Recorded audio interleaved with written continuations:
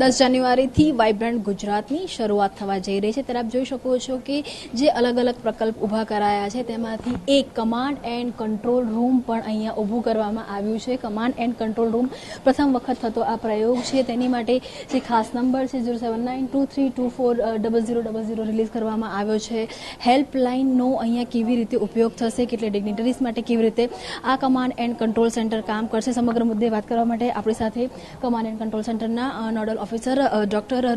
રંજીત કુમાર સિંહ ઉપસ્થિત છે। રંજીત સર, ખાસ કરીને પહેલી વખતે આ કમાન્ડ એન્ડ કંટ્રોલ સેન્ટર ઊભું કરાયું છે, પહેલા તો જરૂરિયાત શું ઊભી થઈ, કેમ લાગ્યું કે આ એક પ્રકારનું સેન્ટર હંગામી ધોરણે ઊભું કરવું જોઈએ? પહેલા जो है पुलिस द्वारा या कंट्रोल रूम चलता था, जे ते समय थोड़ું प्रॉब्लम आया પછી जो है विचारणा પછી आया कि कमांड एंड कंट्रोल रूम जो है अलग રીતે હોવા જોઈએ, કારણ કે 24 કમિટી છે અને 24 કમિટી વચ્ચે जो है સંકલન માટે અને જ્યાં કઈ સપોઝ ડેટ કે એલોનો પ્રોબ્લેમ હોય, ડિગ્નિટી આવે છે, એમને કોઈ પ્રોબ્લેમ હોય, સપોઝ પીએમ સાહેબની વિઝિટ છે અને વિઝિટ સાથે કોણ કોણ ત્યાં સાથે એમની સાથે जो है લંચ કરશે, ડિનર, બધું જો વ્યવસ્થા છે અને જ્યાં કોઈ પણ પ્રોબ્લેમ આવે તો આપણા 4 લાઈન ઓટોમેટિક ચાલુ છે જ્યાંથી કોલ કરી શકાય। QR કોડ છે, એલો માટે પણ जो है એપ્લિકેશન અને વેબસાઇટ પણ છે જ્યાંથી ક્વેરી કરી શકે અને ક્વેરી ઉપરથી જવાબ પણ જો કરવા માટે 24 जो है 24 आवर्स માટે 24 3 શિફ્ટમાં ત્યાં અધિકારી કર્મચારી जो है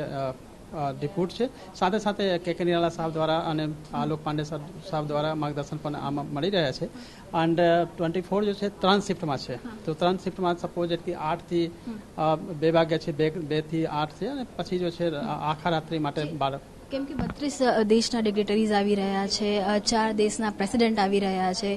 જે નંબર આપે વાત કરી છે કે જે QR કોડની વાત કરી છે, તો દેશ બહારથી આવતા લોકો કેવી રીતે આ નંબર પરથી જો કોન્ટેક્ટ કરી શકાય એ વાત એ લોકોને કેવી રીતે ધ્યાને આપવામાં આવી છે, કેવી રીતે એ લોકો ટચ કરી શકશે? આ વાઇબ્રન્ટ ગુજરાત ગ્લોબલ સમિટમાં જ્યારે આપ જશો તો ત્યાં जो है અમને ઓટોમેટિક जो है કમાન્ડ એન્ડ કંટ્રોલ રૂમના પણ નંબર जो है ત્યાંથી લોકો जो है એમને પ્રચાર પ્રસાર થઈ રહ્યા છે અને દરેક જે પ્લેટફોર્મ છે આ ગ્લોબલ સમિટ માટે વાઇબ્રન્ટ ગુજરાતના દરેક જગ્યા जो है આ નંબર जो है ડિસ્પ્લે થઈ રહ્યા છે। આ સેન્ટર 10 તારીખથી એક્ટિવેટ થશે કે અત્યારે એક્ટિવેટ થઈ ચૂક્યું છે? અત્યારે 2 દિવસ પહેલાથી એક્ટિવેટ છે, કારણ કે જે જો બહારથી આવી રહ્યા છે ડિગ્નિટી એમના ઘણી બધી જો પ્રોબ્લેમ છે, પાસના પ્રોબ્લેમ છે, લાયઝન ઓફિસર કોન્ટેક્ટ થયા કે નથી, દરેકના તો 2 દિવસ પહેલાથી એક્ટિવેટ છે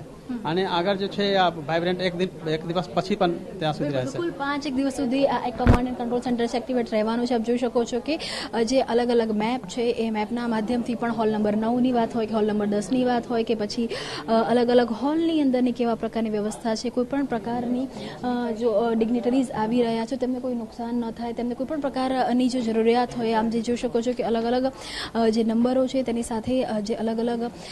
ક્વેરીઝ છે તે પણ અહીંયા મૂકવામાં આવતી હોય છે। જે સ્ટાફ છે તે 5 દિવસ માટે જે કાર્યરત છે